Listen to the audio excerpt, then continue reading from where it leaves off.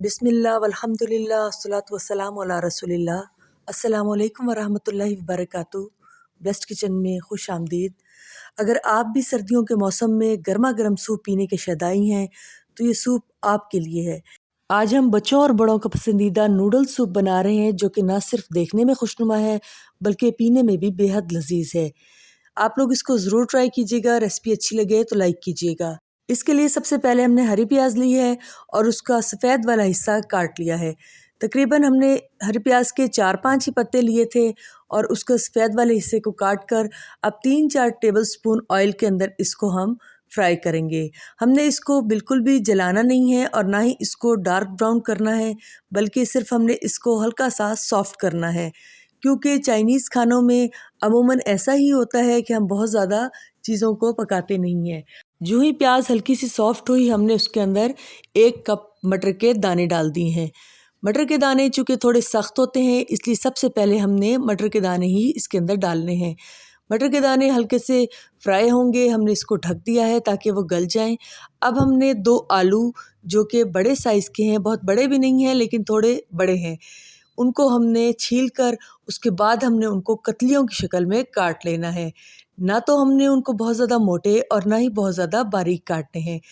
आलूओं की इस तरह की कटिंग का फ़ायदा ये होता है कि टुकड़े बहुत ज़्यादा बड़े नहीं होते, इसलिए जब हम चम्मच से सूप पीते हैं तो बासानी हम इनको साथ साथ खा सकते हैं। इससे पहले मैंने आप लोगों को मछली के सरों का सूप बताया था, उसके अंदर भी मैंने आलू मटर डाले थे और आलू और मटर दोनों ही सूप के अंदर बहुत मज़े के लगते हैं।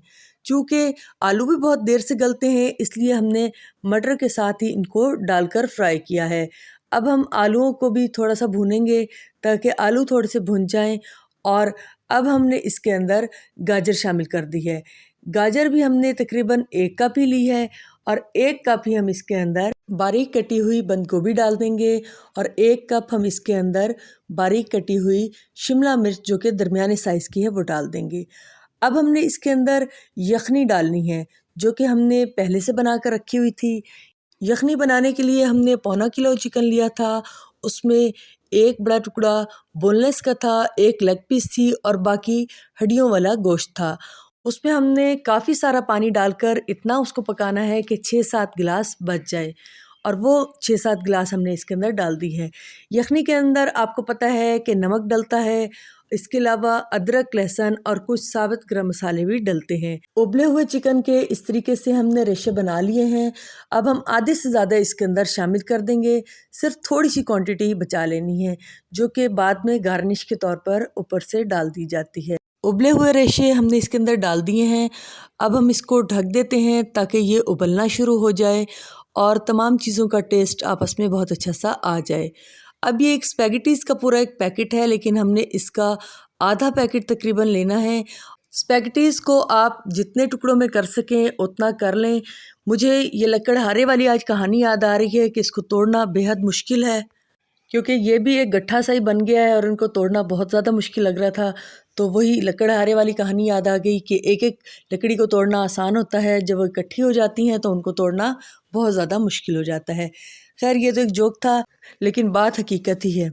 यखनी माशाल्लाह बहुत अच्छी सी उबल रही है, लेकिन इस पॉइंट पर स्पैगेटीज़ को हमने बहुत एहतियात से डालना है, क्योंकि स्पैगेटीज़ अमूमन जब भी हम उबलते हुए पानी में डालते हैं ये जुड़ जाती हैं, इसलिए ऐसे ही आपने भी फैला फैला कर इनको डालना है।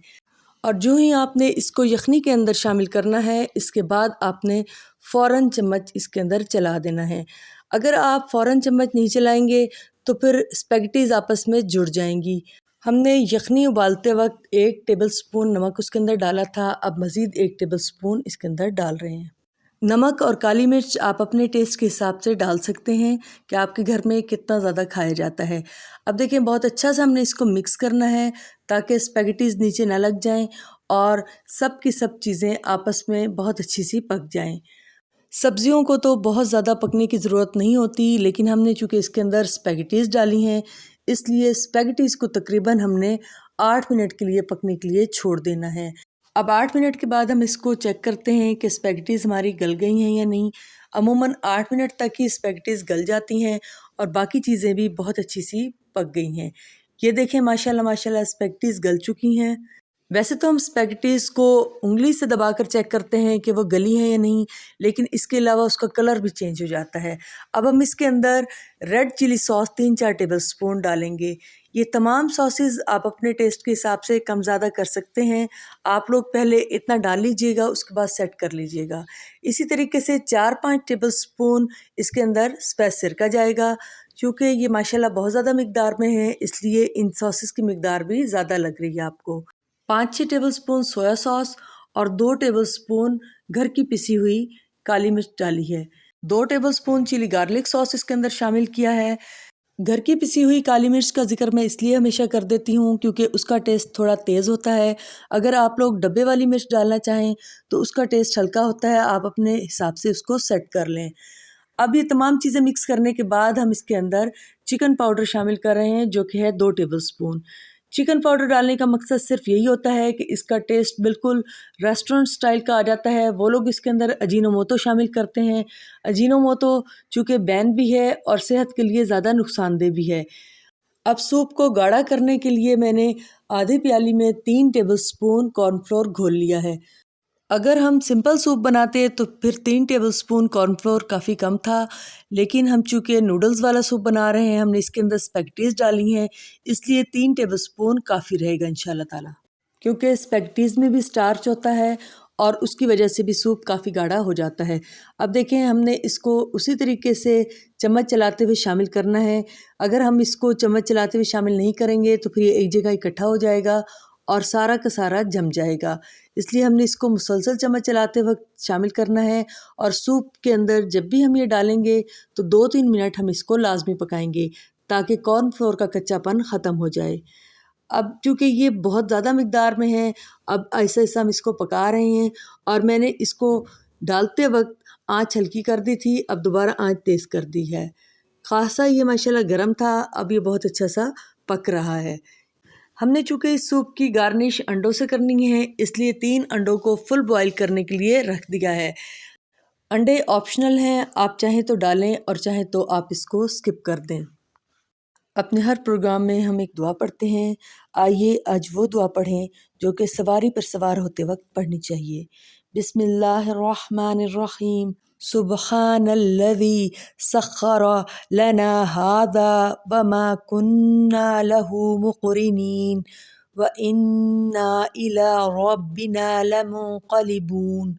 तर्जुमा: पाक है वो ज़ात जिसने इस सवारी को हमारे लिए मुसख्खर कर दिया और हम इसको काबू में लाने वाले न थे, और बिलाशुबा हमको अपने रब की तरफ ज़रूर लौटना है बेशक। माशाल्लाह बहुत ही मज़ेदार खुशनुमा सूप तैयार है। आप लोग इसको ज़रूर ट्राई कीजिएगा। रेसिपी अच्छी लगे तो लाइक कीजिएगा, शेयर कीजिएगा। दुआओं में याद रखिएगा। अल्लाह हाफ़िज़।